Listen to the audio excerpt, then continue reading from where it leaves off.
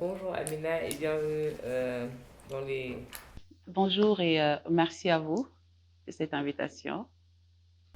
Alors, cette année, la Journée internationale de la femme est placée sous le thème Leadership féminin pour un futur égalitaire dans le monde de la COVID-19. Qu'est-ce que vous pensez de ce thème-là? Alors, le thème de cette année ne pouvait être autre après une année de crise sanitaire.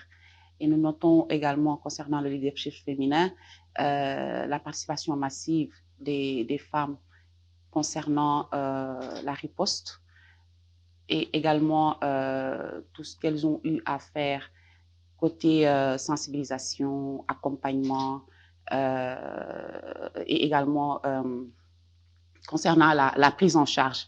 Parce que si on prend par exemple dans d'autres sièges, hein, il y a les pays qui ont su gérer cette crise sanitaire ont des femmes en tête, des femmes qui dirigent des puissances, des femmes qui dirigent des pays, qui ont su gérer cette crise sanitaire jusque-là, contrairement aux autres.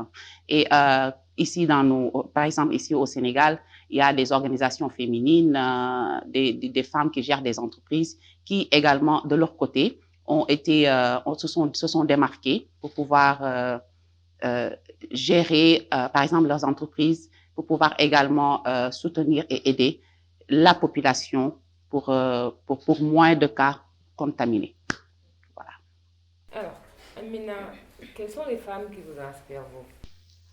Alors, je ne dirais pas particulièrement une ou des femmes qui m'inspirent, mais étant dans le monde de la littérature, par exemple, je vais peut-être magnifier ou bien parler un peu de ces femmes qui aujourd'hui osent prendre leur plume pour pouvoir dénoncer tout ce qui se passe actuellement dans nos sociétés, qui, je dirais, qui peinent encore à sortir du patriarcat et qui, je pense, qu'ils n'osent même pas sortir du patriarcat pour éviter de se mettre à nu.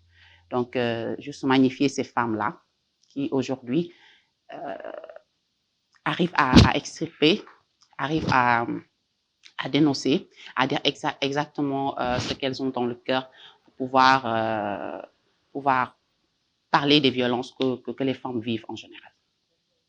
Alors, quel est votre message pour les femmes? Quel est votre message pour les hommes aussi en fait, en ce mois de mars? Alors, mon message pour ce 8 mars va à l'endroit des femmes. Je pense qu'il est important qu'elles reconnaissent leurs valeurs actuellement dans ce qui se passe et surtout celles qui sont dans des sociétés africaines, par exemple le Sénégal, qui tout le temps, les femmes ont des problèmes, traversent des difficultés et se retrouvent seules face à leur destin.